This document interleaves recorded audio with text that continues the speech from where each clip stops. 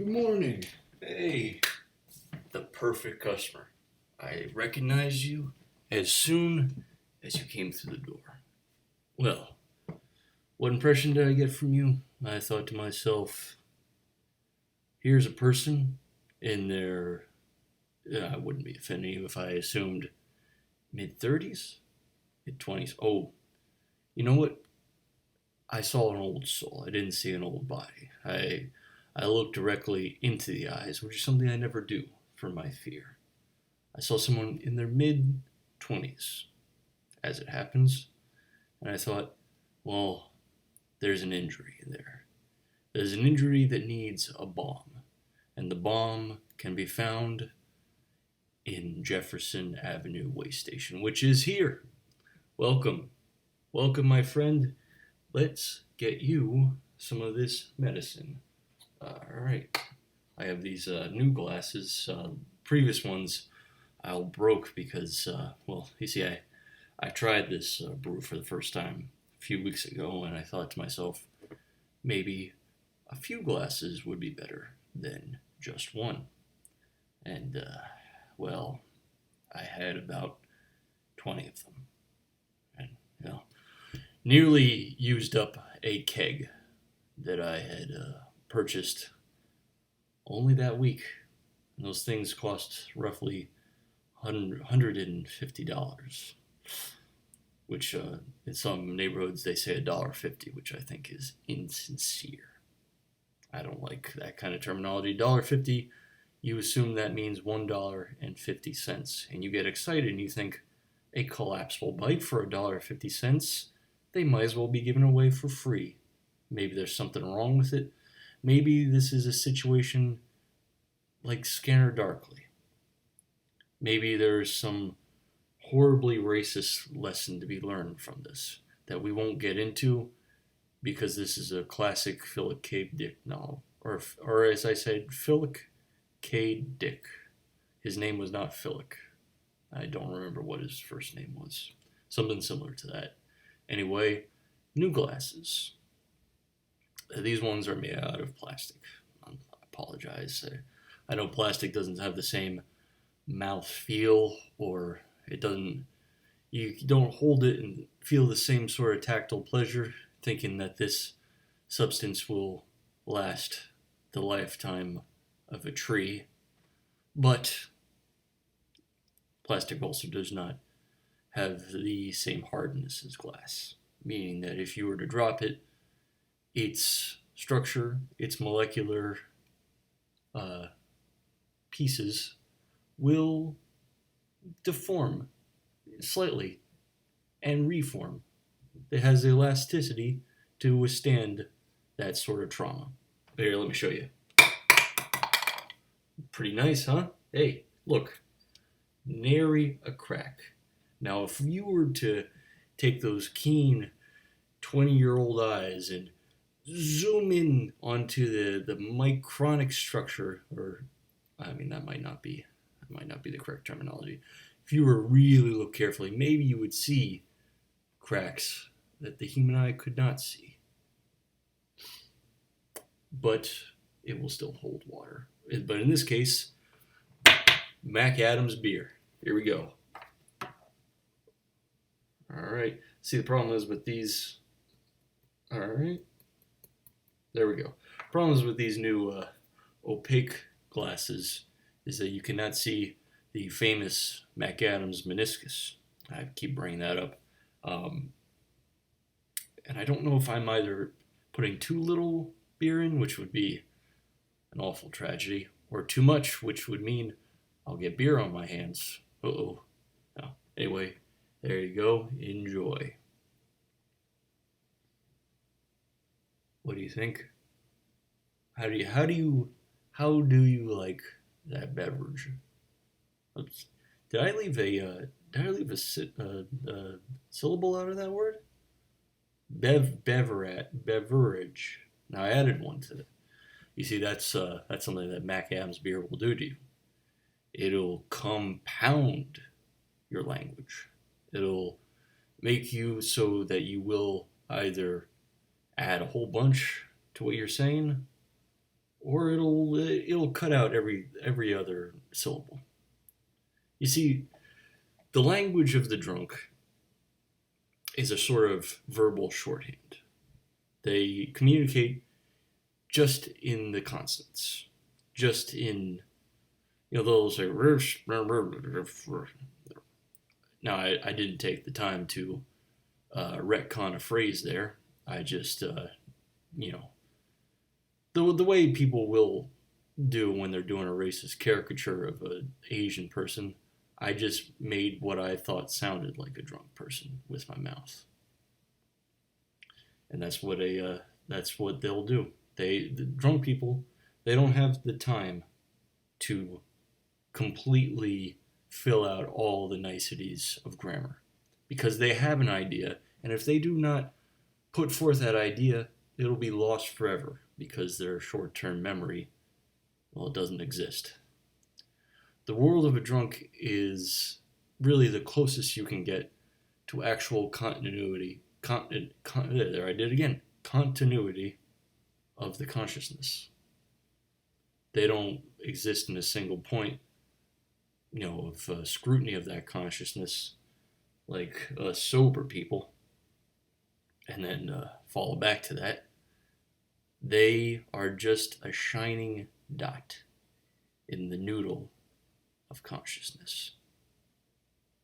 It is a noodle. I consulted the lab. I put forth my theory, my conclusion. I said, I have a theory here, and that is that consciousness is not one single dot.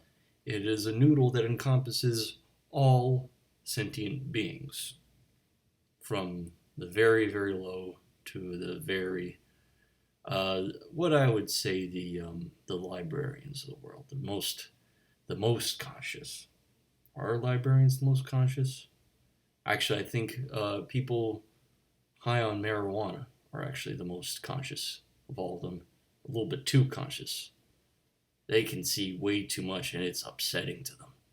They're unable to parse the information coming in through their fibrons, which is I was at this lab, and they discovered a new neurological structure called fibrons, and I said, well, why don't you use a real word to describe that? And they said, why? This is a perfect opportunity to invent a word since we've discovered something. So really, they discovered a word that already existed, just had never been used in anything outside of Farscape. And I said, did you get that word out of Farscape? And they said, no, we don't watch Australian television. Unfortunately. I mean, you're missing out of a whole bunch of things. You can't watch that cricket. You can't watch the other ones. Yeah, that's all the television they have is cricket and Farscape. And ever since Farscape was canceled, all they've had to watch were just the royal weddings on television, which you might have a cold heart in that matter, but my pity for them is boundless. I regret every day that Australians have nothing to watch on television at all. Me, every single day, I turn on the TV and there's something different there. Nary a rerun. And I don't want to ever see a rerun. I don't want to experience the same day every day because I remember the day, the original, the very, very first time it happened. And it's an offense to my eyes. I cry out when I see it. It's similar to a hell, the hell of boredom, the hell of just the white room with just full of highlights magazines. It happens day to day. Every once in a while, it comes up that I'm in the room full of highlights. The whitewashed walls, the potted succulent plants, the middle-aged woman behind the counter who I never know how to speak to, and she never knows how to tell me to sit down and wait for the doctor. Boy, is that the most uncomfortable interaction a human being can have is between himself or herself and that doctor or medical administrator. The only reason people ever die is because of this discomfort, is because people are always unwilling to speak to any medical profession, or they can't afford it. Well, I mean, people also die because they're killed very quickly. One time I was, you've heard me explain, maybe in a previous conversation, even though we've never met before, that falling asleep is like death. And one time I fell asleep so quickly that I was not aware of the sleep process. People use the present tense sleeping to indicate that you are currently unconscious. I use that term to mean that you are in the process of falling asleep. I guess you could just say falling asleep and keep it the current use the current wording. I don't know why I had to invent a new one. The reason I wanted to say that is because it's a lot like the term dying. When you say dying, it doesn't mean I am currently in the death state. It means I am currently in the death process. Which, many novelists, many self-help book writers will tell you, you are always in the state of dying. You are always in the death process. And a lot of times I never feel like I'm dying. But someone who is dying of carbon monoxide poisoning might not feel like they're dying either. They might feel like they're on a bed of clouds being carried off to a gigantic mouth that will eat them. And to them, that's a wonderful thing. To them, it is a wonderful thing. There's nothing wrong with dying. You should never go to a doctor and complain to them and say, I'm dying. Because they'd say, good, what are you doing here? Here, let me give you a lollipop and congratulate you. You're doing what we're set out to do. Which is to, finally call up this magazine company and say, I'm ending my subscription. I don't need it anymore. I don't need stimulation to be satisfied. Eventually I'll be satisfied with the state of nothingness. Matter of fact, it's the only thing I'd be satisfied with. Why do you think we drink Mac Adams beer? Because we don't want to bother with any sort of light pale ale or lager or something like that. We don't want to sit there and experience the fruity notes or the hoppy flavor. We just want to cut past it. Also, we don't want to drink liquor because, not that fast, please, goodness gracious. It's like drinking oil. I would rather drink gasoline than drink vodka or whiskey. I might rather drink vodka than whiskey just because, you'd rather have clean water directed into your veins rather than dirty water, am I right? And whiskey is somewhat like dirty water. And Mac Adams beer is the dirtiest water you can drink ever. And it's so dirty that you'll enjoy it. Enjoy that very, very weak whiskey. That very, very weak, dirty water, which I scooped out of a puddle just for you. You want another glass? Hey, I know they call me the finest salesman from here to the other very distant land. Let me get that for you. Sometimes you have to tap this thing because there's particulate matter in the tap. Oop, got a little clog there. I'm going to have to pour this out because I'll do a lot of terrible things. There we are. But I will not serve a mostly liquid beer. I will serve a completely liquid beer. There you are. As fine could be. You know, oh, see, maybe I wasn't drunk when I knocked over all those glasses. Maybe I was just talking to somebody. Anyway, when people say anyway, it means they don't know what to say. It means they've lost their current point in their conscious line, and they are grasping their hands, and they're blinking rapidly, and they're breathing through their nose too much in order to create a distraction. What is my distraction? Television. Television is a drawn-out distraction that predicates all speech, that predicates all human interaction. Is predicates the right word? No, it isn't. And I'm not going to grasp for the right word. If I admit that I was using the wrong word, then you can fill, and you have the context of what I was saying, you'll know what I mean. You see, I'm not a foolish person. The reason I'm not foolish is because I admitted that I was foolish. Foolish isn't the right word either. It's ignorant. I'm very ignorant. I'm as ignorant as they come. And what will make you more ignorant if you down that glass and let me fill you up again. Oh, wow. I didn't think you'd actually do that. Here, let me get... by the way, this is going to cost you about $30. You didn't know that?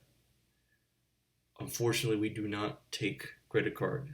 As you can see, no credit reading machines. Yeah, I'll let you. Why don't you call a friend and have them bring two $20 bills, or two 20s and a 10, maybe some ones for a tip would be appreciated. Thank you. Now there you are. Surely you knew that those would cost some money, right? I'm not deceiving you in any fashion, though I have deceived people in my life. And many times I thought I did not mean to deceive them. This is an unconscious deception, and it was. I was right in that excuse. Many deceptions I've made were to deceive myself. And I had to deceive myself, otherwise I'd be living my life in fear and trepidation. Oh my goodness! Look at the time. You see, what I do is sometimes I don't strap my watch to my wrist, and I forget that time even exists as a universal institution. It is the worst universal institution. It's the institution of a dimension. Someday I want to abolish the institution of depth so that we can all live on a flat page, and therefore we wouldn't have to worry that time is running out. And time has run out for me. And you're going to have to down that glass and just, well, if you have something that's worth $30, say that, that chain right there you're wearing that has a big clock on it, I'm going to need you to, I'm appraising that right now as $30. You going to leave that right here? Thank you. This feels quite light for a silver chain. But you know what? Deception is always the key. Am I right? I know ways to make this heavier and more silver-like. Anyway, I'll see you next week on the Jefferson Avenue Waystation speaking platform. Goodbye.